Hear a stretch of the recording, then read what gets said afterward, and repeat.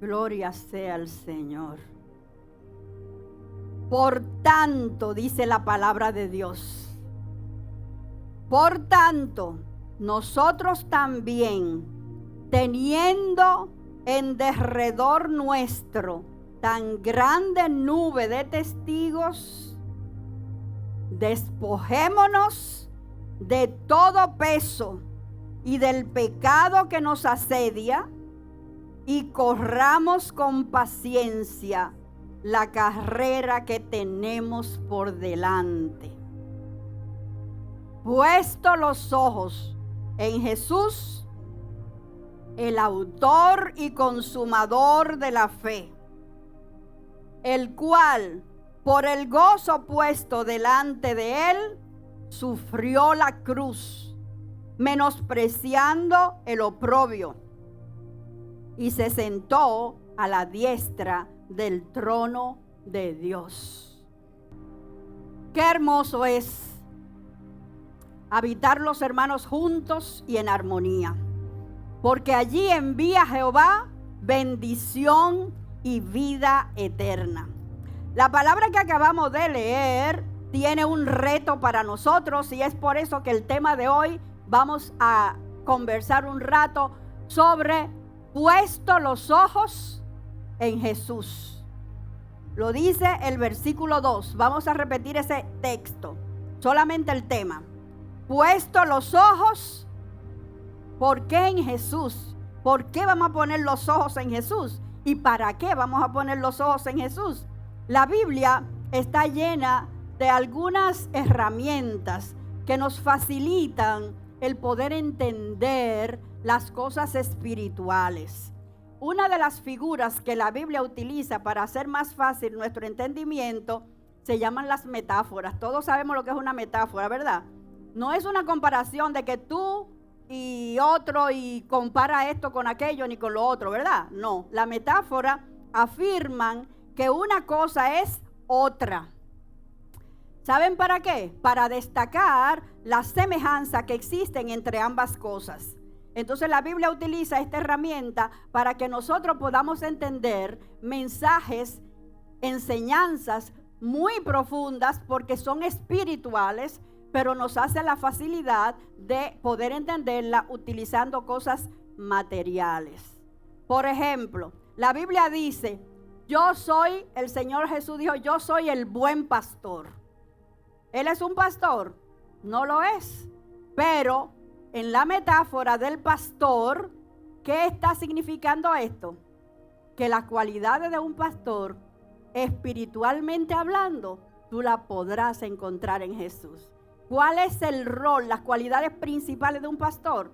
El cuidar de sus ovejas, llevarlas a donde hay comida fresca, donde hay agua fresca, donde pueden descansar, cuidarla del lobo. Entonces cuando él dice, yo soy el buen pastor, está diciendo que hay cosas de las cualidades de un pastor que están en Jesús.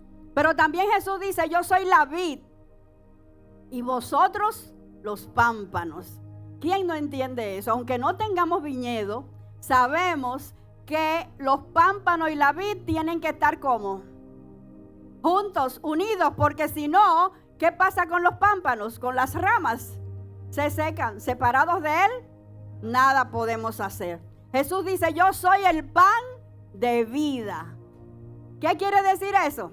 El que come de este pan tendrá hambre. Jamás. Usted ha comido un buen pan, que se siente satisfecho, ¿verdad? Después de haber comido un pan fresco.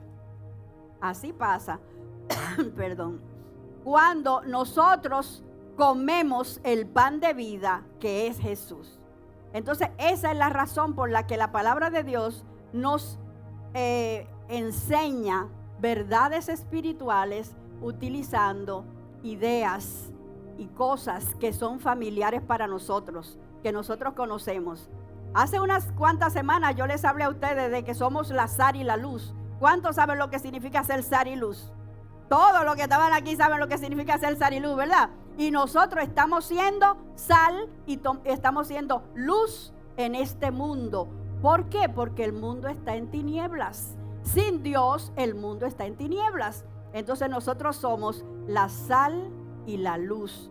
Nunca vamos a olvidar que nosotros tenemos ese rol. Pues hoy hemos leído 2 versículos de la palabra de Dios en el que nosotros también hemos encontrado una nueva metáfora.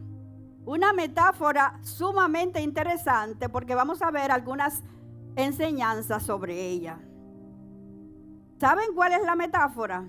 Dice en el versículo 1 que nosotros tenemos que correr con paciencia la carrera que tenemos por delante. Así que el escritor de Hebreos nos está introduciendo la idea de que tú y yo estamos en una carrera. ¿Cuántos son conscientes de que estamos en una carrera? Estamos en una carrera, pero no en una competencia de cuál llega primero. Amén. Vamos a aclarar una carrera de que no es el que llega primero. Nosotros estamos en una carrera donde el Señor ha diseñado para cada uno de nosotros nuestra propia ruta. Es una maratón. Ustedes saben que las maratones olímpicas tienen una cierta distancia, no es una distancia muy pequeña, por lo menos 26 millas. Imagínese usted en la caminata o en la maratón de la vida, cuántas millas tiene que correr cada uno de nosotros. Alabado sea el nombre de Dios. En la maratón olímpica solamente ganan los que van llegando primero, ¿verdad? Hay un primer lugar, hay un segundo lugar, etcétera, etcétera. Pero ¿saben una cosa? Vamos a aprender hoy que en la maratón de la carrera de la vida no es la victoria de los que llegan primero. No son los que llegan primero los que van a obtener el premio.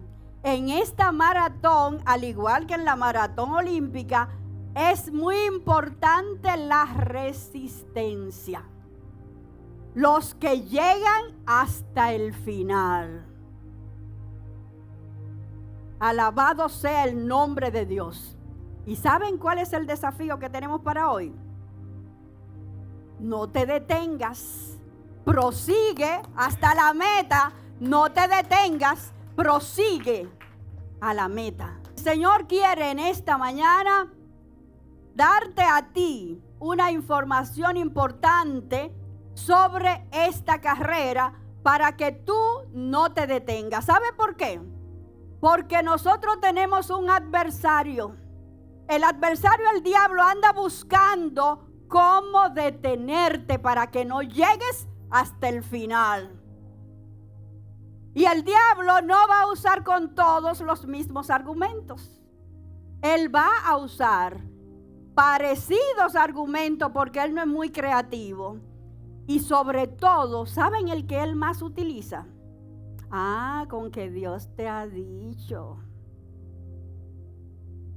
Con que tú no di que iba a estar sano y mira cómo está enfermo. Pero tú no di que iba a ser bendecido y fíjate qué necesidad de tal cosa tiene.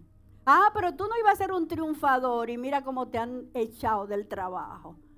Pero tú... El diablo va a comenzar a usar argumentos tratando de debilitar tu fe para que tú te distraigas y te detengas.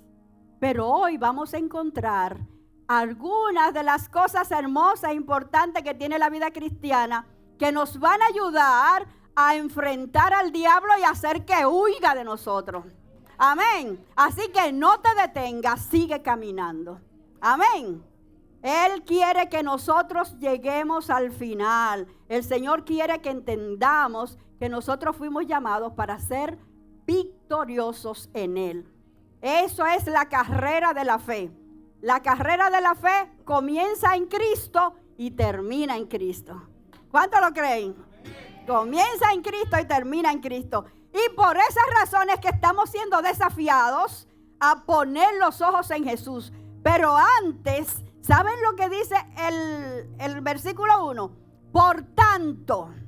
¿Por qué dice por tanto? Cuando hay un por tanto en un párrafo, es porque te conecta con lo que ha precedido a ese párrafo, ¿verdad?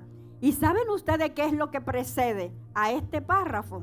El capítulo 11 de Hebreos. ¿Y de qué habla el capítulo 11 de Hebreos? De los héroes de la fe. ¿Cuántos saben lo que es un héroe de la fe? Los que llegaron hasta el final, los que triunfaron. Alabado sea el nombre de Dios. De manera entonces que correr la carrera no es una opción. Todos estamos en la carrera. Todos estamos en la carrera. El Señor nos ha llamado a correr la carrera de la fe, pero también nos ha dado algunas instrucciones y garantías. Entonces, en este momento, vamos a ver algunos de esos héroes que lograron terminar la carrera con gozo, con victoria. ¿Cuáles de esos? Vamos a Hebreos 11. Y en Hebreos 11 dice que la fe es la certeza de lo que se espera y la convicción de lo que no se ve. Entonces dice que por ella alcanzaron buen testimonio los antiguos. Y entre esos antiguos, ¿saben lo que están? Una lista de personas. No vamos a entrar en todo el detalle de qué pasó con cada uno de ellos, pero por lo menos mencionando el nombre, usted tiene alguna información. ¿Qué hizo Abel? Abel llevó a Dios, no importa que bajes. Abel ofreció a Dios más excelente sacrificio que ¿quién? Que Caín. ¿Por qué? Porque él tuvo en su corazón agradar a Dios. Caín no tuvo ese propósito. Abel sí lo tuvo. Entonces, todavía hoy nosotros hablamos de la ofrenda de Abel. Cuando hablamos de Enoc, Enoc dice la Biblia en el versículo 5 que fue traspuesto para no ver muerte.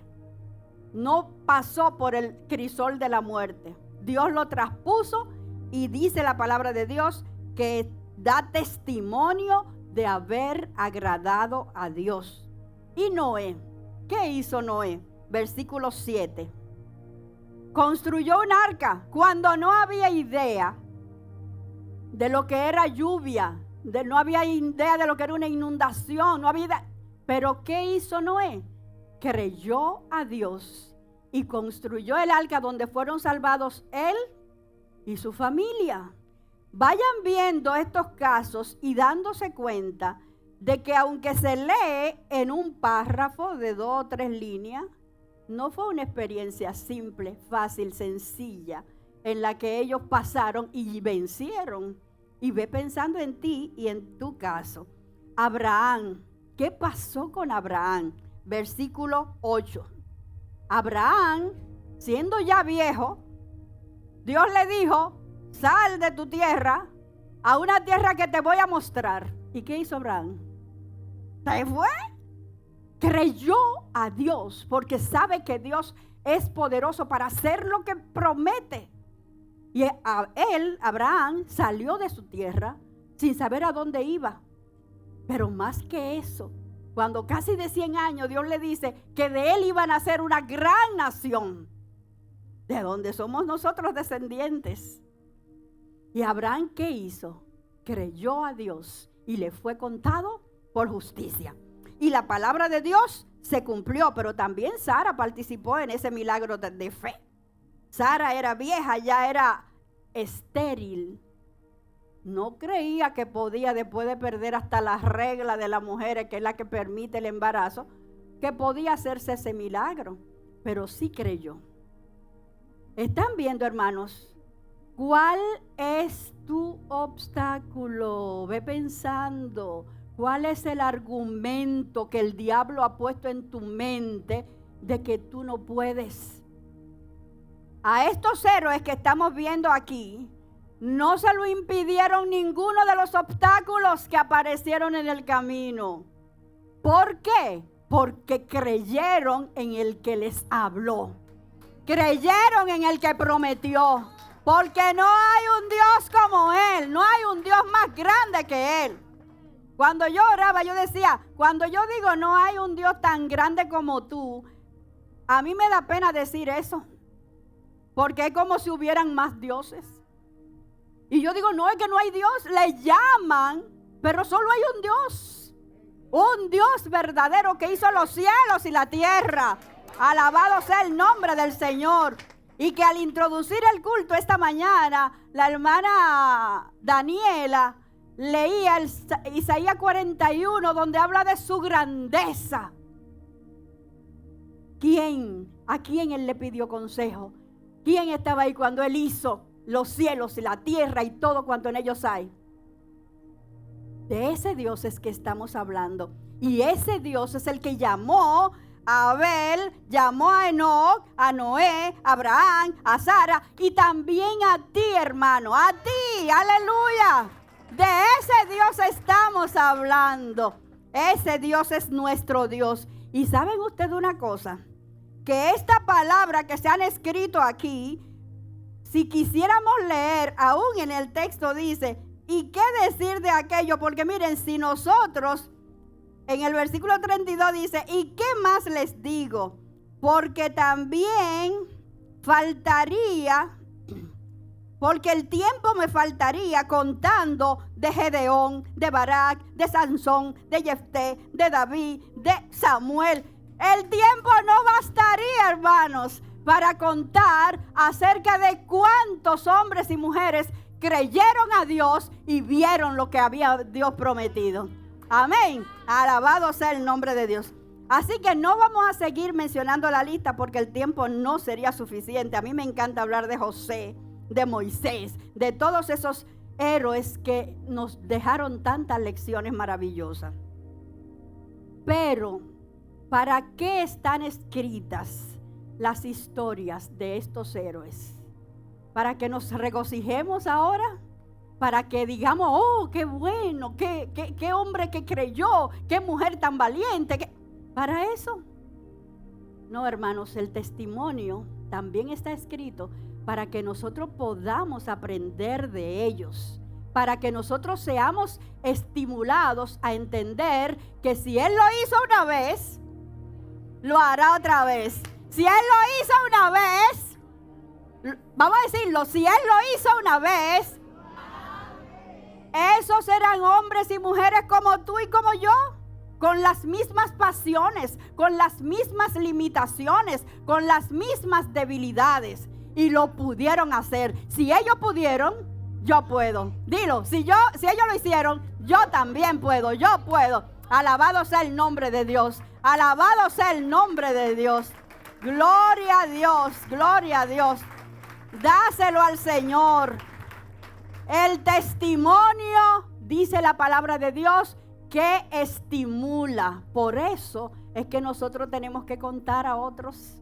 Por eso es que tú no puedes quedarte callado con tu familia. Tienes que hablar. Los cielos cuentan, los cielos hablan, el firmamento anuncia.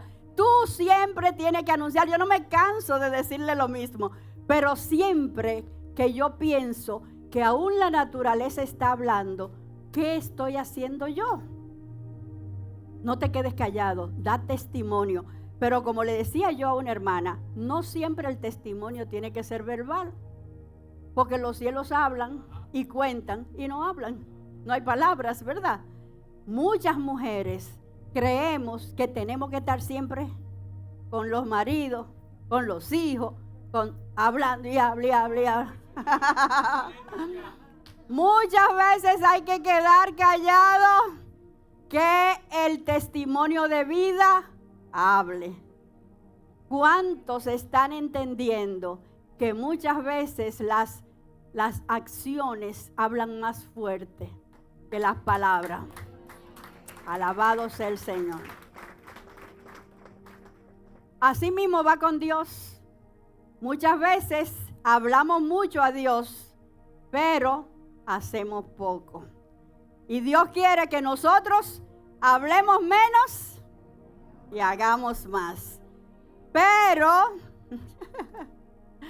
tenemos que entender que hay obstáculos que enfrentar.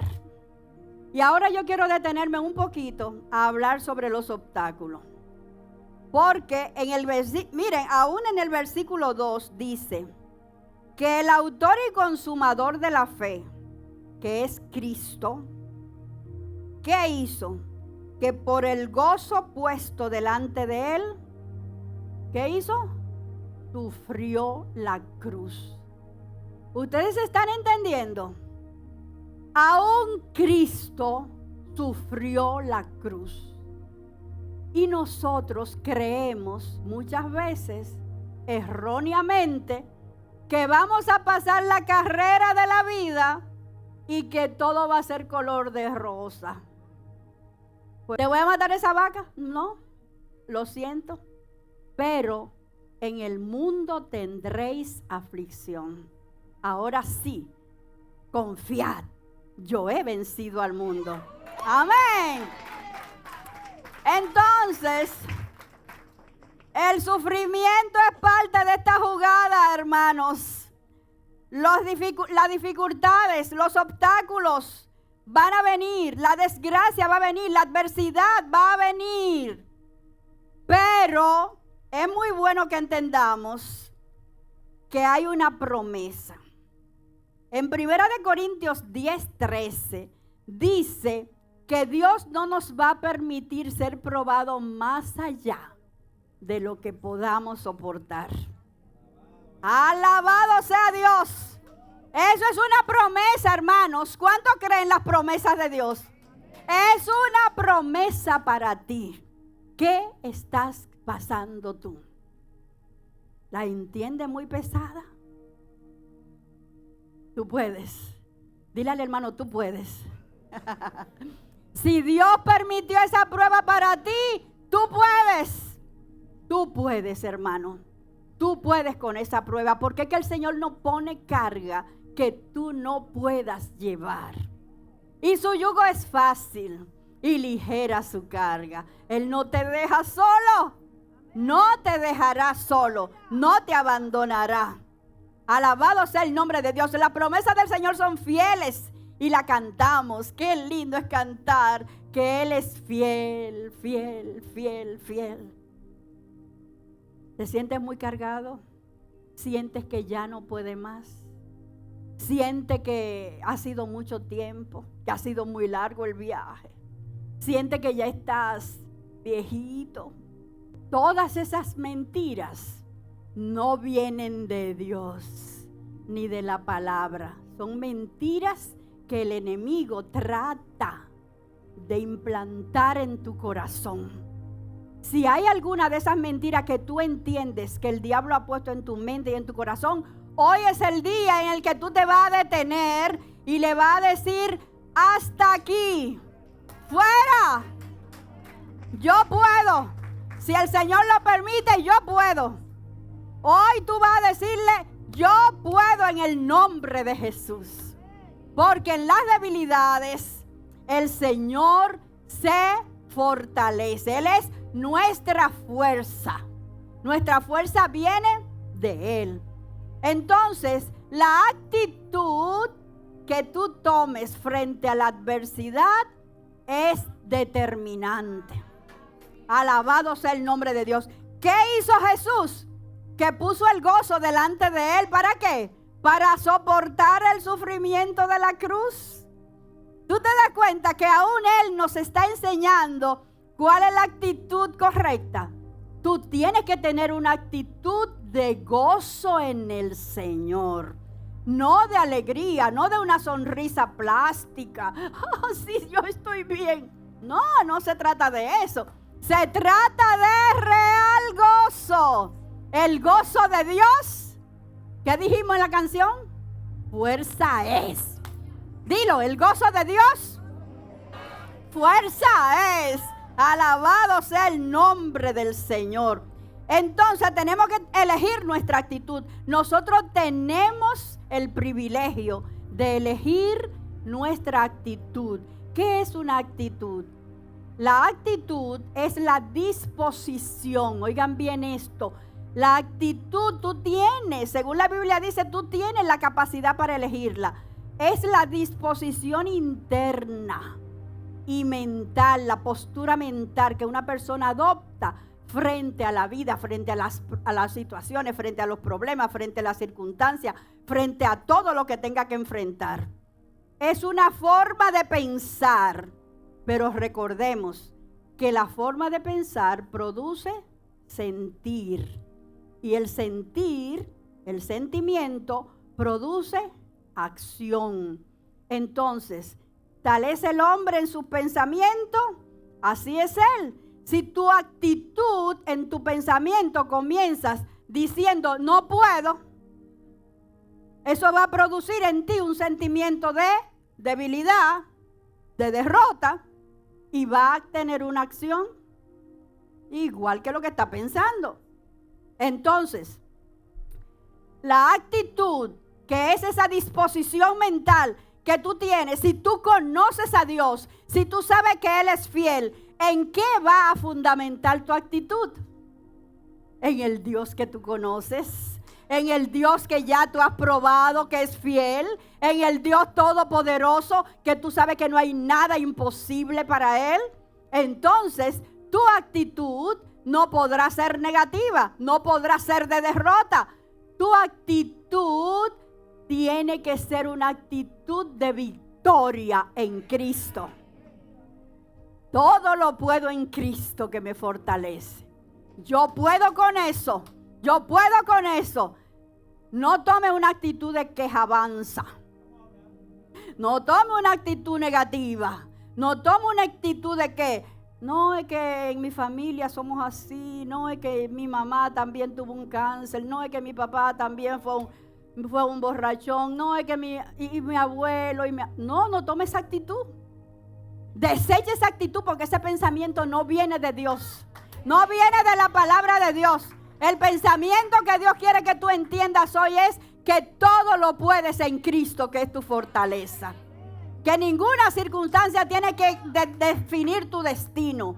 La fe es relación con Dios. De esa relación con Dios va a determinar tu actitud. Es por eso que nosotros hemos estado casi siempre enfatizando que nosotros no somos una religión, somos una relación. ¿Relación con quién? Con Cristo. Una relación con Dios a través de Jesucristo, su Hijo, que entregó su vida por nosotros. Entonces, cuando tú logras tener una relación con Cristo, ¿saben cuáles características tendrá tu actitud? Humildad, gratitud, gozo, esperanza, amor. Eso es lo que se va a manifestar en tu actitud, en tu manera de pensar y en tu manera de sentir y en tu manera de actuar, en tu manera de vivir. ¿Entienden eso? Entonces, hermanos, vamos a tener una actitud de victoria en Cristo frente a cualquiera sea la adversidad. Y con actitud vamos a marcar la diferencia. No vamos a tomar una actitud incorrecta en el nombre de Jesús. Ahora bien, ¿qué aprendemos nosotros? Que muchas personas creen que pueden dormirse en cosas pasadas para rendirse, que aparentemente no son pecaminosas, pero aquí, ¿saben lo que está diciendo? La exhortación es, en el versículo 1, despojémonos de todo peso. No solamente del pecado. Todos sabemos que tenemos que despojarnos del pecado, ¿verdad? Pero ¿y los pesos? ¿Qué te pesa a ti? ¿Con qué peso tú estás caminando? Recuérdate que vamos en una carrera y en la carrera tú puedes ir cargado y avanzar. La carga te va a impedir el avance. Entonces, la exhortación es a que nos despojemos de todo peso. ¿Qué te está pesando? Cada persona tiene una carga distinta. Cada persona tiene que autoexaminarse. ¿Qué te pesa? el pago de las finanzas, tan flojas las finanzas, no hay trabajo, las cosas están subiendo mucho. ¿Qué más te pesa? Mi hijo está descarriado, mi marido no cambia, mi mujer no cambia. ¿Qué te pesa? A veces el peso puede ser justificado, entre comillas, ¿verdad? Porque son cosas normales. Pero cuando se convierten en carga que no te dejan caminar, tienes que despojarte. Tienes que despojarte. Porque es necesario seguir caminando. Hay que seguir avanzando. Hay que seguir adelante. Y no es ligereza lo que Dios te está pidiendo. Dios te está pidiendo perseverancia. Alabado sea el nombre de Dios. Correr con paciencia. Eso es lo que significa correr con paciencia. ¿Saben una cosa? Un argumento que muchas veces tenemos los que hemos tenido muchos años sirviendo al Señor, aparenta ser muy honorable. Y es, ya, yo lo hice todo lo que iba a hacer. Ya, yo serví al Señor toda mi juventud. Ya, yo me puedo retirar. Ya, ya todo lo que iba a hacer ya yo lo hice. ¿Sabe quién te pone esa idea? En la carrera de la vida cristiana no hay retiro. Así que no importa la edad, los ancianos tendremos historias que contar a las nuevas generaciones que le van a fortalecer la fe. Yo pensaba que muchas veces nosotros podríamos comenzar a contar historias. Yo, por ejemplo, comencé a servir al Señor a los 9 años. Y desde los 9 años yo tengo tantas historias y anécdotas que contar que muchas veces he tenido de Satanás esa idea. Ya, tú te puedes sentar. Yo recuerdo que mi primer viaje misionero fue a Puerto Rico. Y yo tenía 15 años. Y a mí me presentaron en una iglesia que aquí hay una misionera dominicana y yo no podía creer que hablaban de mí y yo no. Pero yo era tan atrevida que a esa edad yo predicaba la palabra de Dios. Y yo iba por campos, yo iba por montes, yo iba por lugares realmente peligrosos, muchos de ellos. No sola, siempre tenía compañía, pero serví al Señor desde mi juventud. Yo recuerdo que a los 15 años Dios me puso en el corazón comenzar una escuela y comencé una escuela en la iglesia donde yo pertenecía. Se construyó un templo grande y quedó un salón pequeño que antes usábamos y en ese salón comencé una escuela, comencé con el preescolar y esa escuela todavía existe en Santo Domingo. Tiene el bachillerato completo, tiene clase técnica, tiene muchísimas. Y yo decía, Señor, tú me permitiste hacer eso. Yo trabajé muchos años allí.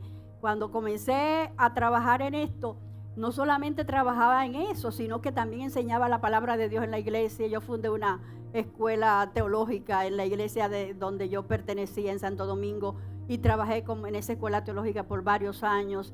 Y yo he tenido la oportunidad de hacer algunos viajes que yo entiendo que fueron provistos por Dios. Cuando pasé más de un mes en Israel, Dios me dio la oportunidad de predicar el evangelio a judíos y también a gentiles, porque había muchos hermanos muchas personas que me acompañaban en un curso que yo fui por más de un mes y yo pude trabajar mientras estuve en ese tiempo glorificando al Señor. Y yo comenzaba a pensar, todas esas cosas son experiencias agradables, pero la Biblia está llena de relatos. ¿Saben de qué? De hombres y mujeres que comenzaron bien y terminaron mal. Recordamos a Saúl, recordamos a Sansón, recordamos muchos casos en los que la palabra de Dios también nos advierte Porque esta carrera no es de los que comienzan bien, sino de los fieles. Ninguna de las cosas que hicimos en el pasado pueden ser argumentos para no trabajar hoy. Por eso el apóstol Pablo dice también, porque olvidando ciertamente lo que queda atrás y extendiéndome a lo que está delante, prosigo. ¿A dónde? A la meta. ¿Usted sabe que tiene una meta? ¿Sabe que tiene una meta? Y esa meta, hermano, la conquistamos solamente cuando estemos frente a nuestro Salvador. Sea que nos vayamos nosotros o que Él venga. Entonces, no hay punto para acumular. Ustedes han oído un anuncio de la televisión. Yo he oído a veces ese anuncio por radio o televisión que dice, no, yo me pasé mi vida vendiendo habichuelas para que mis hijos estudiaran. ¿Cuánto vale eso? 2 puntos. No, y que yo hice tanto para 2 puntos. Y acumulando puntos para ir al cielo. ¿No? No son puntos que acumulamos para ir al cielo. ¿Por qué? Porque el precio de ir al cielo ya está pago. ¿Cuántos lo saben? Jesucristo pagó el precio. Lo pagó completo, no dejó nada. Es un sobrepago, decíamos a veces, pensamos a veces, ¿verdad? ¿Por qué? Porque Él consumó la obra de la redención. Lo que hacemos para el Señor no es para ser salvos. Eso es bueno que lo entendamos. Porque lo que pasa muchas veces es que confundimos y creemos que le agregamos a nuestra salvación con el servicio que le damos al Señor. No, porque yo creo en Jesucristo, pero yo tengo que diezmar. No, yo creo en Jesucristo, pero para ir al cielo yo tengo que trabajar. No, yo creo en Jesucristo, pero para ir al cielo tengo que... Nada de eso, hermano, agrega a tu salvación. Nada. La salvación es gratuita porque el precio está pagado. Ahora, nosotros servimos al Señor porque Él no solamente nos salvó, sino que Él nos dijo, sígueme. Y eso es lo que estamos haciendo. Seguir al Señor implica obedecerle. Servir al Señor implica amarle. Sí, y servir al Señor implica no solamente eso, sino que dice Él que la vida verdadera es que te conozcan a ti, el único Dios verdadero, y a Jesucristo, a quien has enviado. Hermanos, es tan lindo cuando tú entiendes que el servir al Señor es un privilegio. Es tan hermoso entender que es por gratitud que servimos al Señor. Cuando tú le das sentido al servicio que hace, entendiendo que es una oportunidad que tú tienes, porque tú no tienes mérito, sino porque Él, por su gracia, te ha permitido hacerlo. Entonces tú no callas, tú no paras, tú no quieres dejar de hacer algo para Él, para la gloria de su nombre, para que Él sea exaltado y glorificado en todo.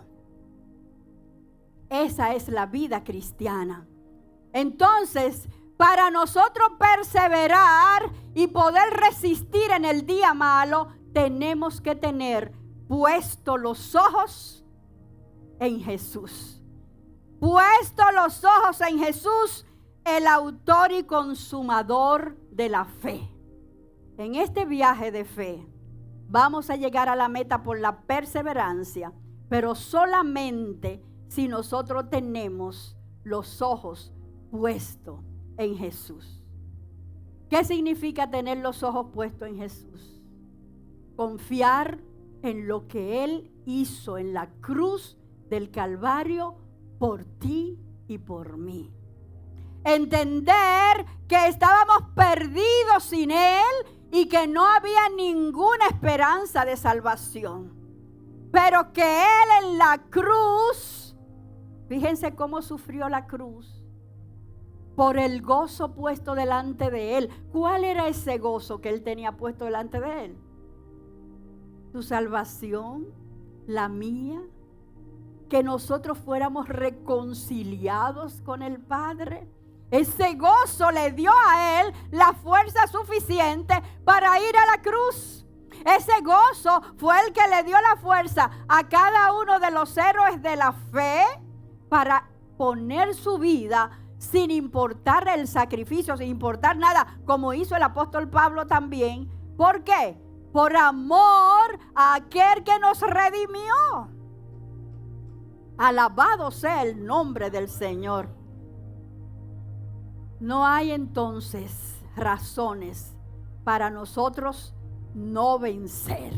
No hay razón para que el enemigo apague con sus dardos mentirosos el deseo de tú seguir avanzando. Tú tienes que avanzar, tienes que persistir, tienes que creer en Jesús y tienes que seguir adelante confiando solo en Él. No en tus fuerzas, no en tus recursos, no en lo que hagas. Es confiando solo en lo que Él ya hizo.